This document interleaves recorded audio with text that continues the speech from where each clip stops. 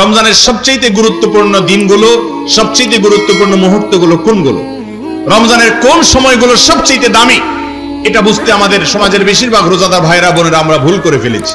রমজানের সবচেয়ে গুরুত্বপূর্ণ সময়গুলো হলো রমজানের শেষের সময়গুলো, শেষের 10টা দিন। নবী করিম সাল্লাল্লাহু আলাইহি সাল্লাম তিনি রমজানের শেষ দশক আসলে শেষ 10টা দিন শুরু করলে কি করতেন?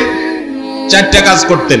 এক, আমাদের আয়েশা রাদিয়াল্লাহু আনহা বলেছেন, কানান নবী সাল্লাল্লাহু আলাইহি ওয়াসাল্লাম ইযা দাখালাল আশর, রমজানের শেষ 10 দিন যখন শুরু হতো, 20 রমজান যখন পার হয়ে যেত, 21 রমজান যখন শুরু হয়ে যেত, তখন থেকে তিনি কয়েকটা কাজ করতেন। তার প্রথমটি হলো কানা ইযা দাখালাল আশর আহইয়া লাইলা, রাতে আর ঘুমোতেন না, শেষ দশকের রাতে আর ঘুমোতেন না, সারা রাত জেগে ইবাদত করতেন।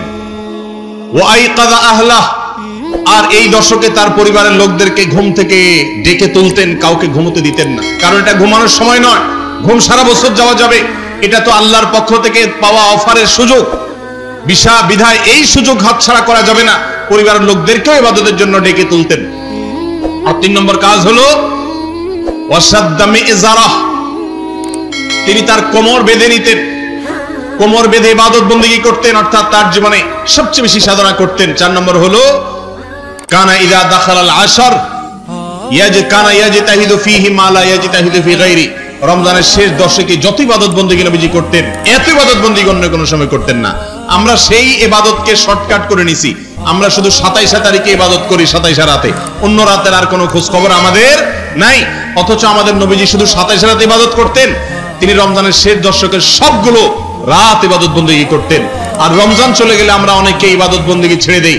মসজিদে রমজানে এত মুসল্লি, রমজানের পরে আর মুসল্লি খুঁজে পাওয়া যায় না, হারায় যায় সব। ভাইরা আমার, যারা রমজান মাসের ইবাদত করে, মাসকে পুজো করে, তারা শুধু এই মাসের ইবাদত করে। যারা আল্লাহর ইবাদত করে তারা রমজানেও ইবাদত করবে, রমজানের পরে ইবাদত করবে। কারণ যে আল্লাহ রমজানে ইবাদত করতে বলেছেন, তিনি রমজানের পরে 5 ওয়াক্ত নামাজ পড়তে বলছেন না, বলেন নাই? অতএব বছর জুড়ে রমজানের শিক্ষাকে আমরা ধরে রাখার চেষ্টা করব তো ইনশাআল্লাহ। আল্লাহ আপনি আমাদের সিয়াম, আমাদের কিয়াম, আমাদের তারাবি, আমাদের রোজা, আমাদের ক্ষুধা এবং তৃষ্ণার কষ্ট করা, এত কষ্ট করে আমরা রাখছি এগুলো, আল্লাহ আপনি আমাদের এগুলো সবগুলোকে কবুল আর মঞ্জুর করে নিন। রমজান মাসের প্রত্যেকটা সময়কে কাজে লাগানোর তৌফিক দান করুন। ঈদের আগে ঈদের জন্য ব্যতিব্যস্ত না হয়ে রমজানের শেষ দশককে ইবাদতের মধ্যে কাটিয়ে রমজানকে নিজের করে নেওয়ার, তাকওয়া অর্জন করার, সবর এবং ধৈর্যের প্রশিক্ষণ করার মাস হিসাবে রমজানকে কাটানোর তৌফিক আল্লাহ আমাদের সবাই দান করুন। জাযাকুমুল্লাহু খায়রা ওয়া আখিরু দাওয়ানা আলহামদুলিল্লাহ।